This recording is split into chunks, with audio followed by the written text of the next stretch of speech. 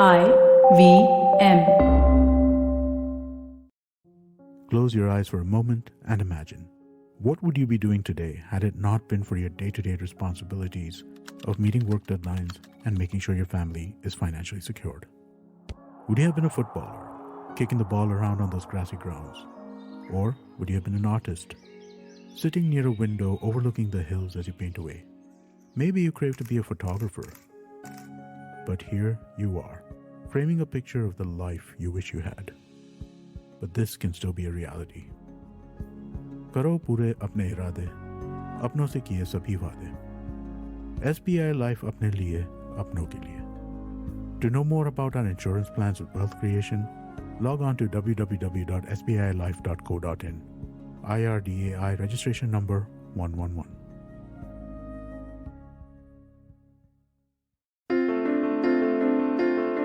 This is Storytellers and Storysellers live on tape. You're listening to me, Vineet Kanabar, on the IVM Podcast Network. When I started this podcast, the ambition was to document India's entertainment culture and history in a way that only the audio medium can. I would love to say that I was the first person to try and do this, but I wasn't, and I will never be. And that's a fact because before me have walked giants in this space who through their work have documented, not just documented, evolved and progressed and pushed forward India's cultural history, India's cultural output. Such icons are rare in our history, and I am extremely fortunate to have such an icon on this episode today. Joining me is none other than the queen of Indian pop, Usha Uthup, on this episode. Ushaji, welcome to the show. Thank you so much. Alongside Ushaji, I also have journalist and writer Srishti Jha joining us. We're doing this to talk about a book that has just come out celebrating Ushaji's life and times. The book is called The Queen of Indian Pop. It's written by Vikas Kumar Jha with the translation by Srishti. I have the book right here. On the cover, it says, "This biography is a piece of history that will always remind us of Usha's majestic persona," a quote from Kiran Majumdar's show. I am once again super fortunate to be in the presence of an icon like you, Ushaji. So excited to have you on the show. Let me get started by asking you about what it feels to be, about how it's like to be Usha Uthup, the icon in 2022. And let me couch this question by asking you, how do you start looking back at yourself and at the position you have in India's cultural history as the sort of forebearer of music, and not just music, of truly being harbinger of progressive values and rights, right? Of being an icon. I'm going to repeat the little story that I told you before I started. When I told my mom that I have Usha Uthup on my show, and my mom's a very progressive Bengali woman herself, my mom's reaction was, "Boss Vineet, you've grown up now. This is where you've made it." So Ushaji, help us look back. Let's get started to look back at what it means to be Usha Uthup in 2022. How does it feel to be an icon? Okay, let me first start with my usual starting, which is Namaskar, Namaskaram, Sat Sri Akal, Salam Alaikum to all of you. Absolutely brilliant to be on your show. And that too with Srishti Jha, who has actually done the English version of this entire thing. It's absolutely brilliant, really, to be here. And, when you ask me things like that, pata nahi kya hota, I'm not able to, what shall I say, digest this whole thing that's happening. Okay. So when you say, how do you look back at, being an icon?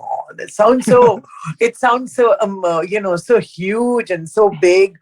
And even this thing of, being called the Queen of Indian Pop or something like that, it just sounds so unreal for me because I'm a very regular person and very ordinary human being, just like everybody else. And as I said a million times, I've come from very, very middle class upbringing. And I think the middle class values are so, so important, And I think that's what would make me want to say that I've really never looked back on it, on my entire journey of 53 years of singing.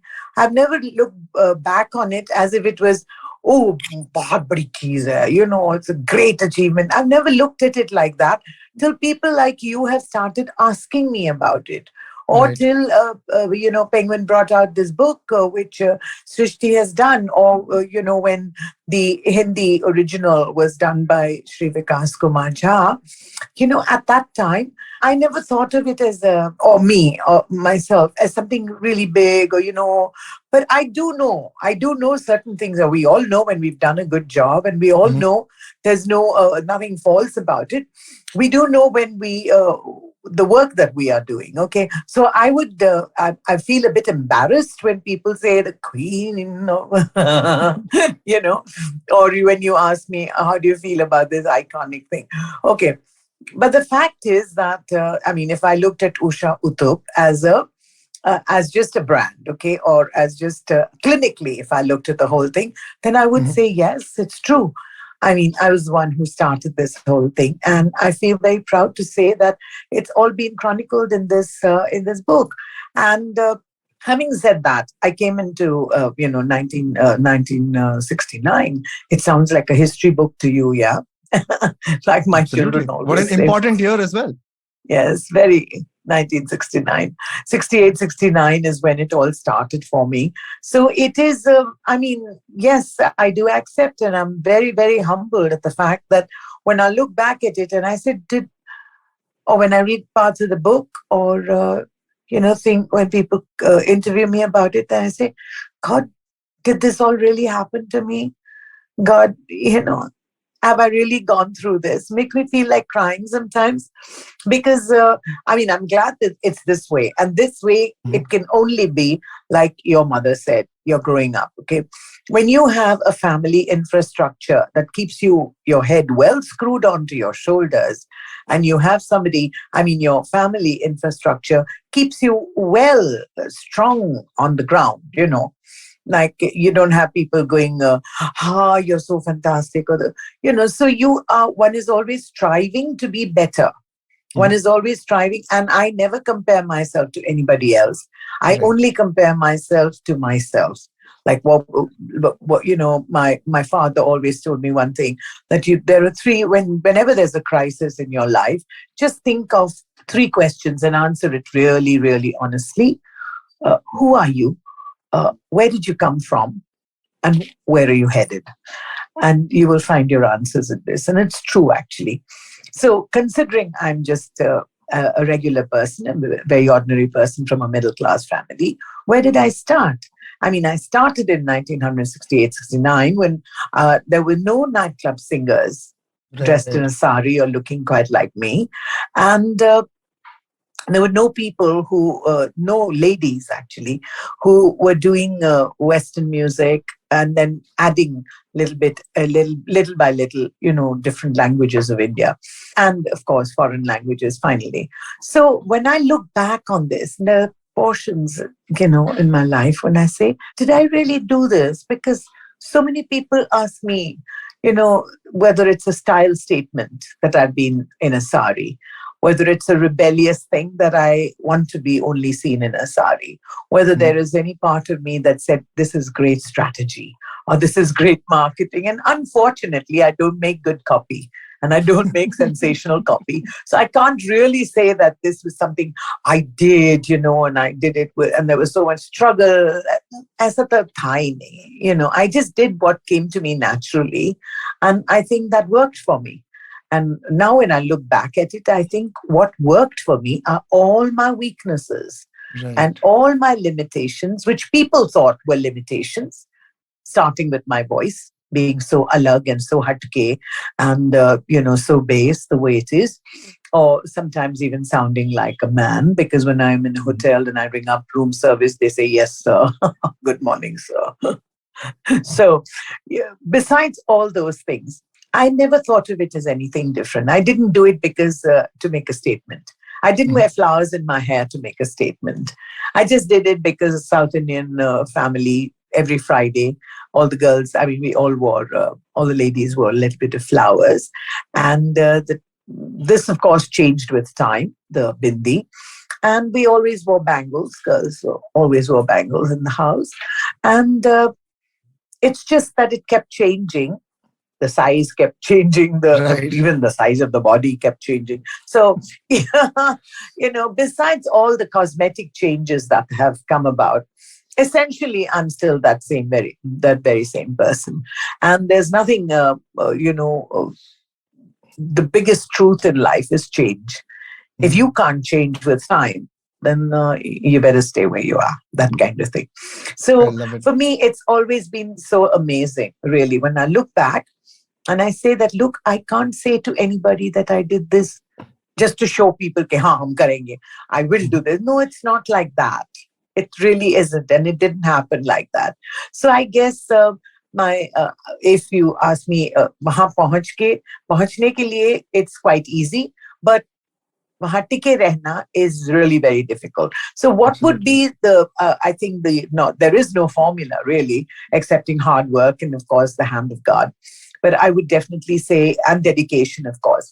But I would definitely say one of the things that really टिके रखोड me was the fact that I was Indian. I am Indian. And so the whole incongruity, the looking like me and singing the kind of music that I did were two different things altogether. Quite different. So people came to listen to me out of curiosity first, including my husband, who thought, I wonder what this Amma is going to do. Okay. So even though I was just 22 when I started, 23 when I started, really crazy age. And so when I look back at this journey, I feel that did I really do all these things really?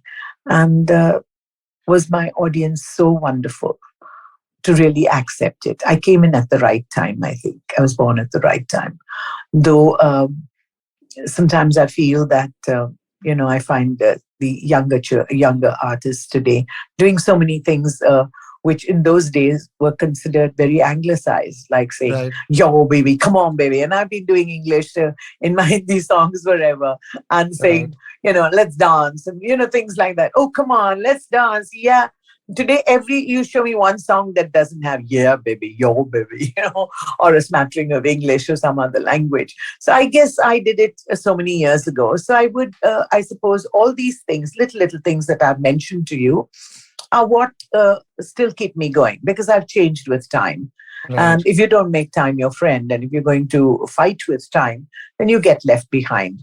So you move with time, your repertoire increases. More than anything else, your horizon widens, it widens so much. So you are able to take in a lot. And most importantly, just keep your head screwed on well onto your shoulders and your feet firmly on the ground, because that is the only thing that will really, really go for 100% honesty. I don't know where to start. Should I start with the sort of well-placed modesty in your self-effacing way of saying, hey, or do I point to the truth in that and the fact that you've, just by being authentic in yourself and pushing boundaries in so many ways, created such an enduring image of for yourself that generations in Indian pop will keep looking. I'd love to bring Srishti in, right? Because I'm overcome by your sense of modesty and realness. And I think Srishti will share my sense of wonder in her response to this question, right? Yes, sort of like, of course, like I agree, I'm agreeing with you. And I still remember the first day I met Ushaji. And, it was a remarkable evening. And just, sort of like seeing her in front of me and being able to spend time with her and the immediate connect that we have, that was really incredible. And that continues. So, yes. I love it. I'd love to bring you in, Srishti, talk a little bit more about, through the book, what were the different Ushajis that you met? If you can give us a sense, if there is. And I want to, again, preface this by saying Ushaji is a revolutionary artist. She's also a wife, a mother, a grandmother. She's a cultural touch point who's worked with the best that Indian music has to offer across, 5 generations, 4.5 generations, 5. I'm going to say. 5. Right. And as a fan, it just feels like this is a person who has, time in the palm of her hand. She's moving with time and playing all these roles. So I'd love to get your sense of the different Ushajis you met during this book. Okay, so I'll actually start by saying that, when my father decided to write this book in Hindi, and he started having these meetings with Ushaji, and, he'll go to Calcutta for, like these short trips. And then, we speak on the phone and, he'll tell me everything and how the conversation went, how is Ushaji? Because I also got to know Ushaji as a star through my father, because he was such a huge fan. And my grandmother, my mom, they all had a thing for her because she was just so unique. And, as a child, how I understood Ushaji and, sort of like when I met, in my growing years, and then when I got to hear about her, and then when I actually met her. So I was starstruck. Of course I was, and I was really, kind of like I was in the car And I was, sort of like just like getting to a hotel and, like to Mhm. see her. And the moment she just appeared in front of me, I just had a feeling that, I know her, like I wasn't really kind of, that, yeah, like how to Yeah. go about this conversation. And she is just so, sort of actually magnificent. And, like the way she dresses and the personality, it just, sort of like blew me away. But then I gathered myself and then we started our conversation. We had dinner and it was like, like I'm, like I met a friend of mine, like in my head it was there, but it's Mhm. like, it's actually like meeting a friend. And she's really, simple, extremely generous, extremely kind.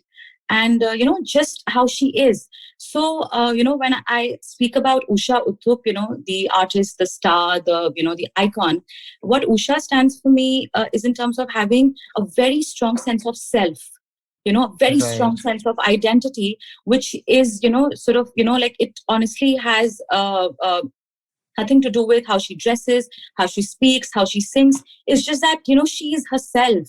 And, like she's not affected by anything around her. There's this persona who has always been very true to herself, extremely committed, extremely disciplined, and, with like so much love in her heart, like there's this immense warmth. I mean, of course, there's a Right. perception that artists, like are, sort of like naturally like really warm people, very open-hearted and all, but I actually beg to differ with that statement. But when I met Ushaji, like it was actually like this artist. We're not taking any names. No, I'm No. not taking. I'm in the media, so sorry. So Yeah. yes, so but But that's true. yes, That's true. like the sense of just being, yourself with all these different, sort of like feathers in your cap, and having that very strong sense of, being a traditional person, with a modern outlook. So the combination was just absolutely phenomenal because, like, especially my generation, like I stand, like, sort of like at the cusp of, traditionalism, and modernity. So I still have like my values there, but there is a modern lifestyle that, sort of awaits me and my generation. Mhm. So, just to, sort of like see a person who actually has been managing, like that balance Balance. Yeah. for, sort of like decades. And she still has it, like how she was and how she is and how she will be. It's all the same. So having that, sort of like sense of, sort of like a true sense of self is what, like really, really inspired me. And then I actually got into the journey of, translating this book because it's a beautifully written book and it has so much fragrance, so much emotion, there's so much love. Every word, like in like in the Hindi version, and I'm sure Ushaji will agree with Mhm. me, every word was so beautifully crafted to actually create this image of hers, because it's not really easy to, sort of like write about someone like her, where, like as per popular opinion, people feel that, like they can just write about her and, sort of like describe who is, like who this enigma is. But Right. every word in the Hindi book, like I read through it, and then, like I realized that every word, it was crafted to, sort of like to speak of Usha Uthup and to sketch that personality. Usha as a child, Usha as a young girl, Usha as a teenager, Usha as a married woman, Usha as a wife, like Usha as a mother, Usha as a grandmother. And then there's this star, sort of across it. And she has all these roles that she has to play. She's a great friend, she's a great confidant. And, like she's a very, sort of like a very responsible person, and she's responsible towards everything in her life. So Love it. like the right word is identity and balance. And, like to me, Usha Uthup means that. And she'll always mean that to me. Now, That's when a we talk beautiful way about, of putting that out. I thank you mean, so Yeah, much. really, It's really beautifully well coming. said. said. Yeah. Yeah, it is But coming from my Srishti, heart. there's one thing I'd like to definitely tell Vineet is that, in Hindi, I mean, I think it happens with any language. Mhm. It's so sensitively written in It's very Hindi, ornate in its uh, language. That's so and sweet. aesthetically done. Everything just the diamonds are correct, the gold weight is correct. Some things are just so aesthetic, and some things are just without using gold and any ornate things like diamonds and emeralds and all, without using anything, maybe just leaves, maybe just flowers, maybe just the mud, maybe just the smell of rain, the first rain, to get that. I mean, in Hindi, maybe because uh, maybe because I think in English. But when I read certain passages and I said, God, I don't know how Srishti is ever going to get this in English, because there are some words, you just can't, what shall I say, translate, if you know what I mean. So it's really fantastic that it's turned out the way it has. And I just hope that people will really look at the book in that way as well. And, the Hindi book was called Ullaski Now, is called Ullaski Now.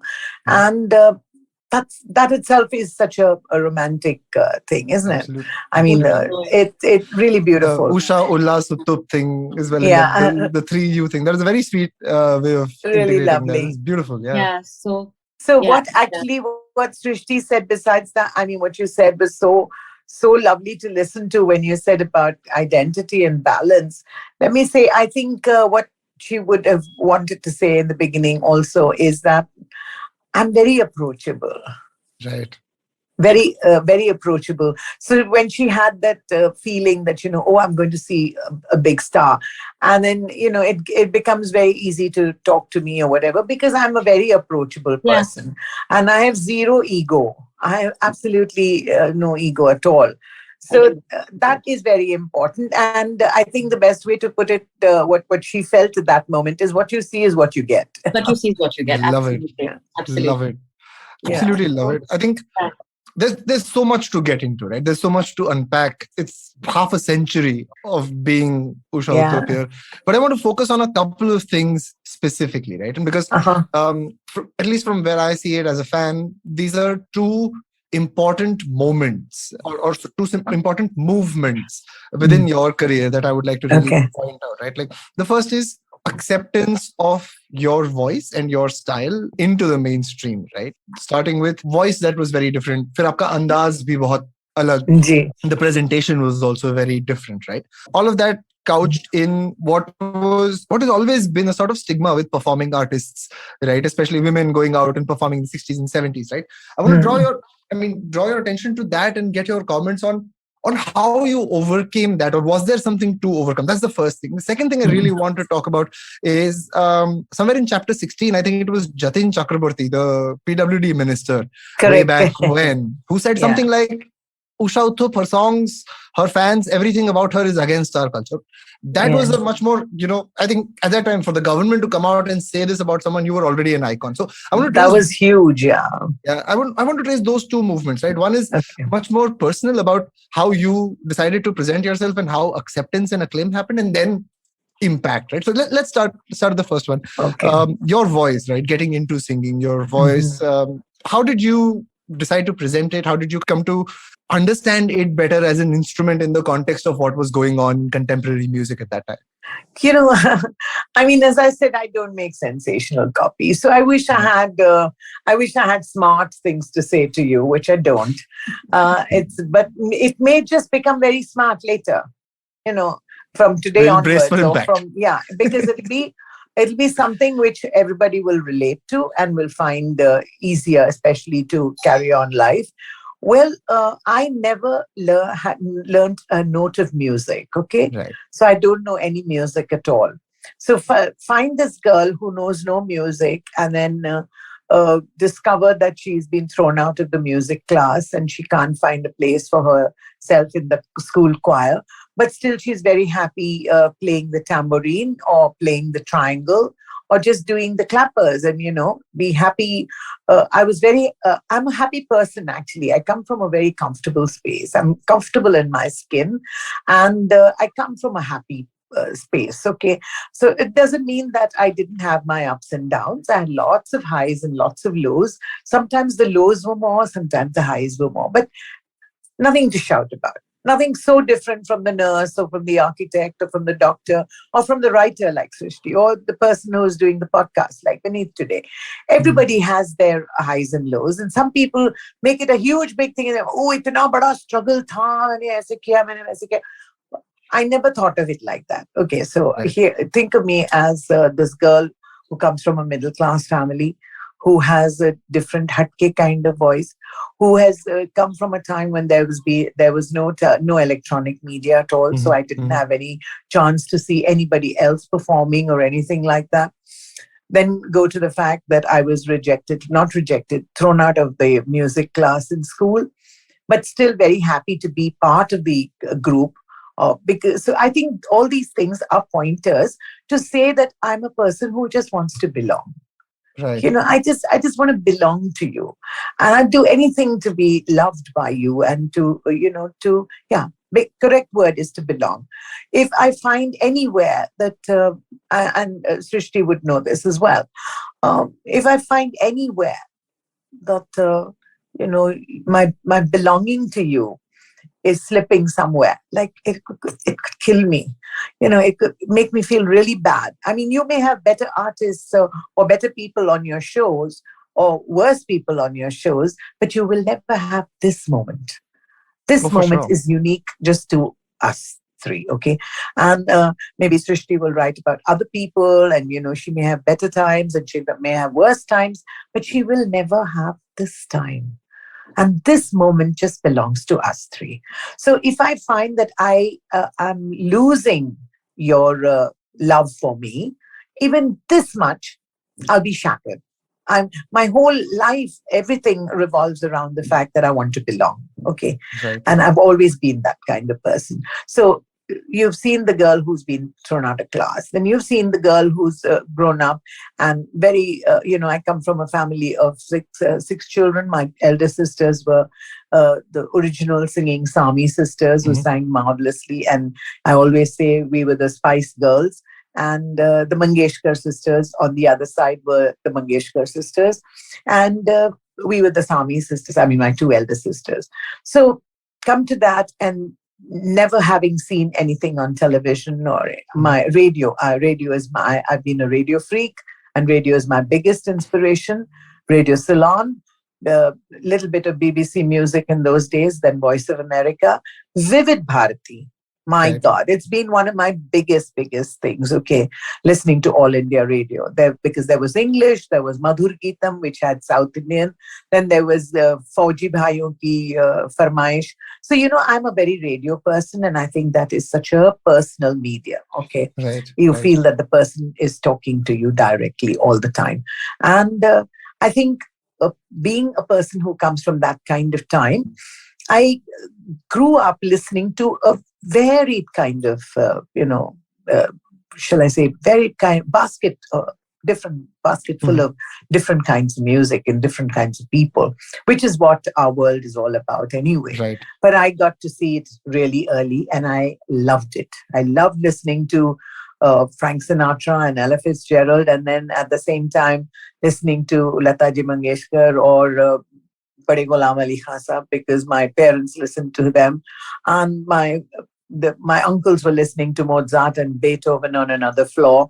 And so, the different kinds of levels and different kinds of music that really not inspired me. I think that made such an impact on me, stayed with me. And having gone to a convent school where English was the medium of teaching, Hindi was I'm actually a Bombay girl, so Right. I was from Baiklam, and I couldn't be more Bombay than that. So I went to a convent school. English was the medium of teaching. Hindi was second language. Third language was Marathi. Fourth language was French. Can you imagine? And we spoke Tamil at home sometimes. So already the basis was made. The foundation was made. I'm not saying that every person who is born in this kind of milieu would probably become a linguist like I am. I mean, I love language because I love people. And all this came to me only because I wanted to belong. Whatever happened, belong to something, somewhere, And when this big chance came to me, and in school also, and even in parties and things at home, which we were never allowed to stay up before, after 8:00 in the evening, we just had to go away, So I was always the kind of person who would sit with a tray or something like that, and, and do, and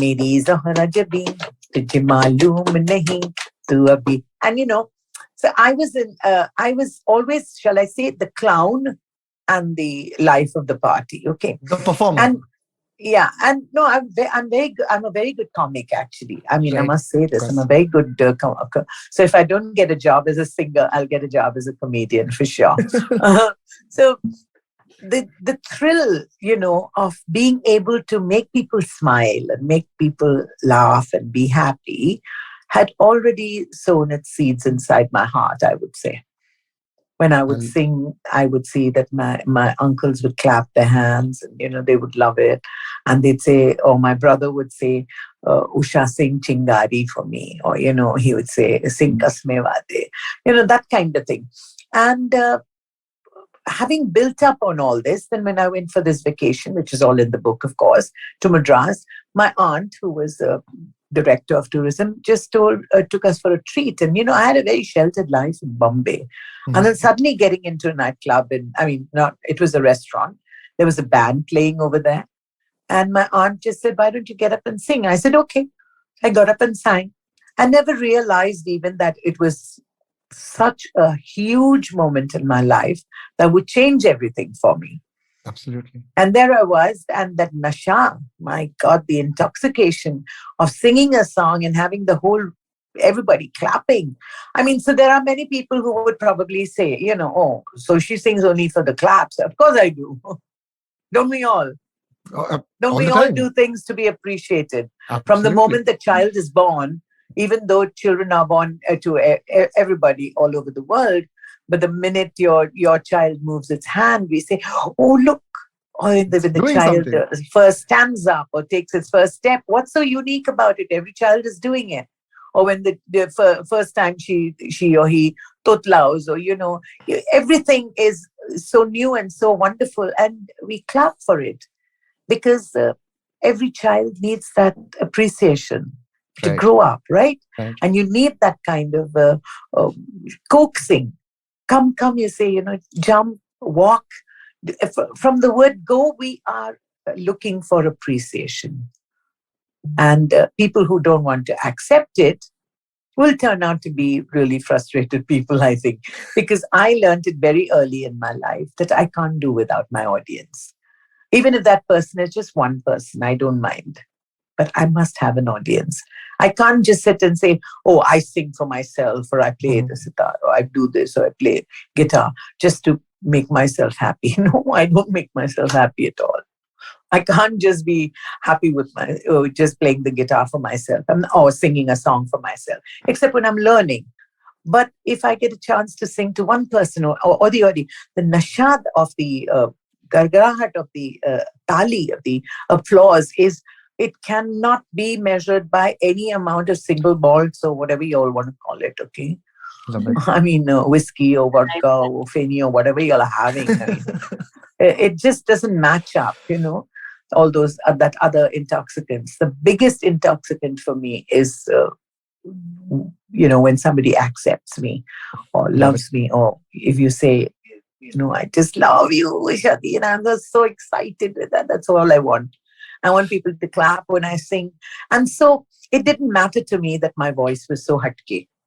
Because I hadn't, I hadn't seen anything else except it's only in India that I know this will probably come later in your interview about the words thing. You see, it's only in India when somebody says, so what is the music scene like? You have to really, when they ask me, I always say, first specify what Which music.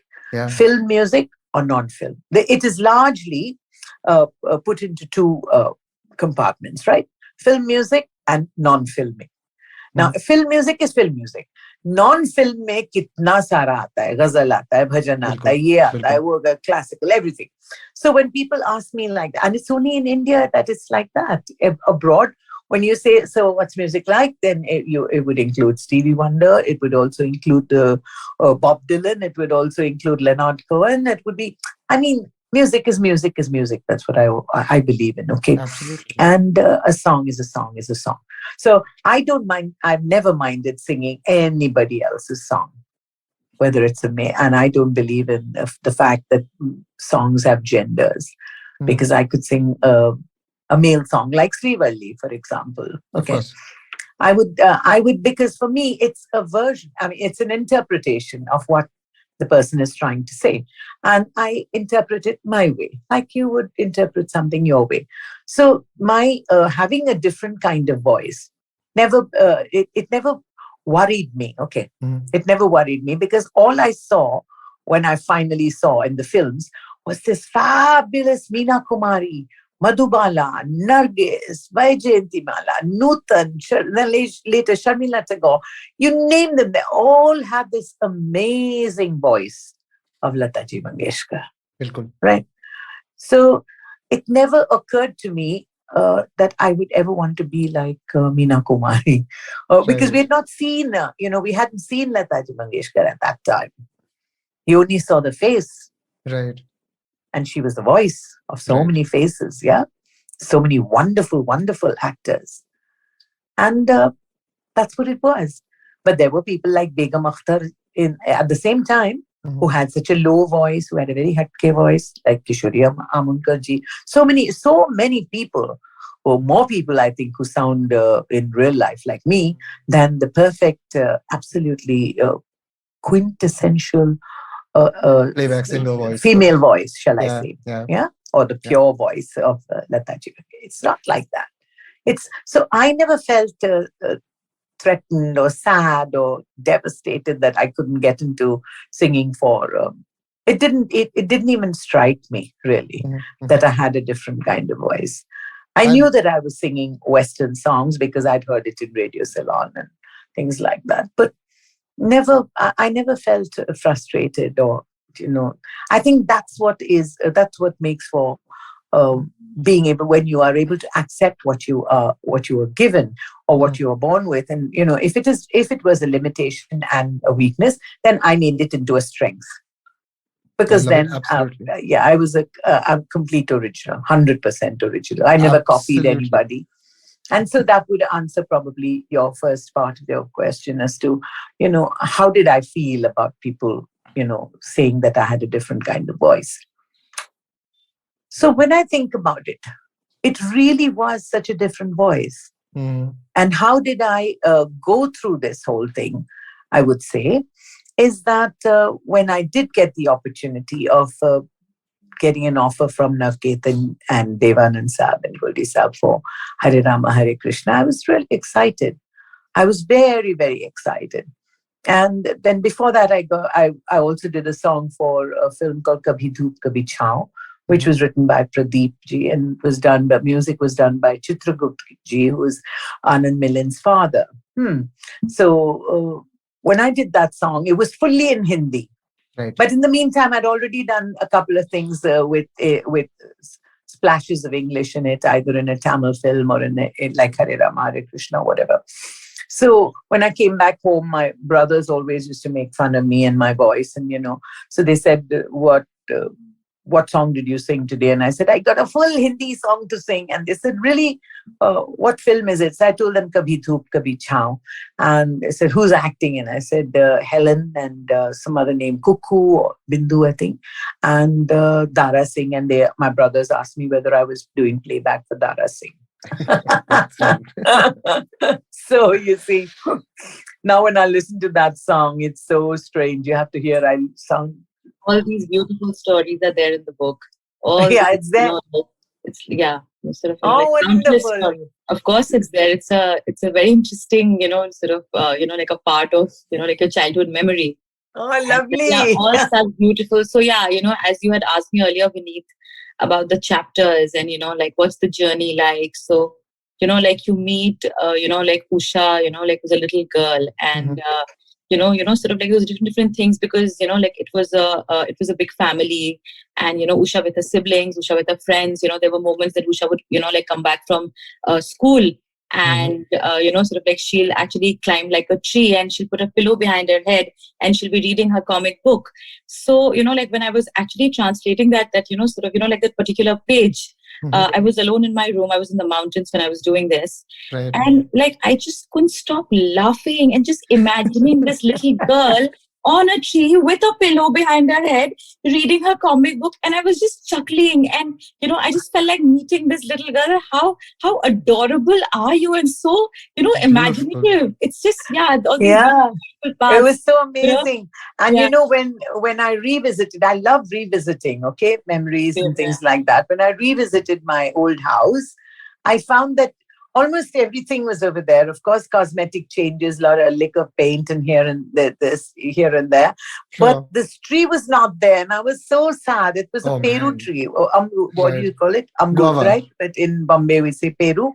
So it was a Peru tree. And it had this lovely arm, this branch on which I could easily climb up. And, my brother and I, we used to do that. And I just find that nowadays kids want so many things. There are so many things to make. Otherwise, if it's not there, then they say it's so boring, there's nothing to do. They have to have their phone, their Devices, mobile, their games, on the computer all the time. They're not happy with natural things that are happening. But I think if they did have all that, that exposure, it would have been so different. Because I don't remember my mother ever saying, Usha, be careful. I was climbing trees and, playing gilli dandu, what you call the sticks and stones. Then I was doing kabaddi. Then I was doing, but even the patangbazi that there's an entire chapter about patangs and making the manja. Oh man. I must tell my listeners that there is an entire chapter dedicated to making manja, the kite flying chapter, making manja and there's a whole piece about going into the kitchen and stealing stuff and then going out there and sticking it like traditional manja. Took me back to my childhood when I was reading about it, and to think that Usha Uthup would do the same thing in hers. But have you ever made manja? 100%. I'm absolutely. But we also, I think I missed out that one detail, saying it to your father. I also remember that in the in the debris, all this came to me only after reading that chapter, rereading that chapter of the manja, and there was a lot of debris in one corner, and we found a lot of bulbs. The broken glass, lights. Everything is mentioned. All this is there. Oh, lovely. Crushed it. It's beautiful. And made the manja. Very sort of, like she would go through the entire process, and with such dedication with her brother, she would create that. So I've only seen a manja in a market. Of course, like you all are familiar with kite flying, but the entire chapter is, about this kite flying girl who took that craft as something so, seriously.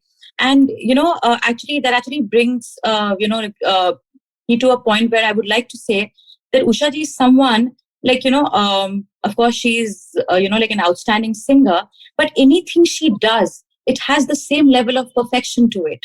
Like how an artist would actually live his or her life, her life is an example for that. She would have that sense of art, that sense of craft towards everything that is a part of her life, sort of whether she's, taking care of someone, or she's sending someone something, or she's actually being there for somebody, anything, in everything, even if you receive a message, from Ushaji, there is something different about it, Love it. So the whole thing of, to have that sense of perfection and artistry to, sort of living the way you're living, which is being. But you, Srishti, are all such delicate and such beautiful girls. I can't even imagine you taking pieces of glass and mixing it with the atta and maida, then making the manja. I think you're just too beautiful, and I wouldn't even dream of something. But I'm saying my amma never came and told me, be careful. Imagine now, I would never dream of my granddaughter or my grandson. I'd be petrified. Be careful, your hands will get cut. Nobody bothered about it. And having that level of patience with the manja. So the, the chapter is actually symbolical of a lot of things, it's like going through the process of it, even if it's a game or if it's a craft, sort of like going through the process of it and having that sense of completeness to it. So the Kite Flying Girl is actually one of the most adorable and actually one I'm of my so glad you got that actually. But It's Vineet, super lovely. did you ever make your own kites and do the kanni and all that? Oh, absolutely. I mean, I read the chapter in which you were the kanni expert, right? You were the one who was Yeah, running with the kite and absolutely. flying My it up. brother would always make me do the kanni and then he would fly the kite. Right. And of course, when I was very good kite flyer, but then he always made me hold the firki. I always had to stand like that.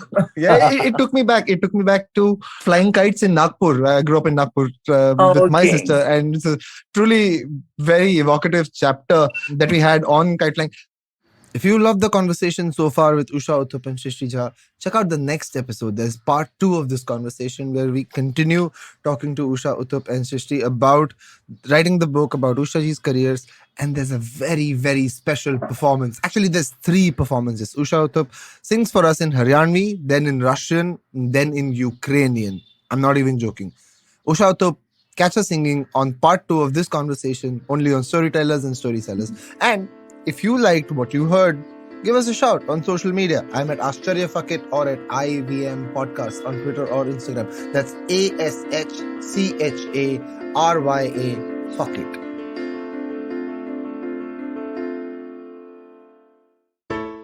Hello. It's been another great week on the IVM Podcast Network. On Storytellers and Storysellers, Vineet talks to Chavi and Mohit, the couple behind Shitty Ideas Trending, about their creator journey. On Big Talks About Tiny Human, Meghna and Devi Shobha share strategies on how to deal with difficult behaviors of strong-willed children. On Pulya Basi, Pranay and Saurabh discuss why Indian students go abroad in large numbers for an MBBS degree. On Probation Se Promotion Tak, Abhinav tells us the benefits of self-marketing through writing for public forums. And on the Life Manifesto, Zarina discusses red flags, how we can identify them, and how we can deal with them. Do follow us on social media. We're IVM Podcast on Twitter, Facebook, Instagram, and LinkedIn. And remember, if you're enjoying this show or any of our other shows for that matter, please do tell a friend. It really helps us. Don't forget to rate us on any of the platforms that you're listening to. And also remember, you can check us out on YouTube at www.ivmpodcast.com/YouTube. And finally, we'd like to thank our sponsors this week, SBI Life Insurance, Bank of Baroda, and HDFC Life Insurance. Thank you so much for making this possible.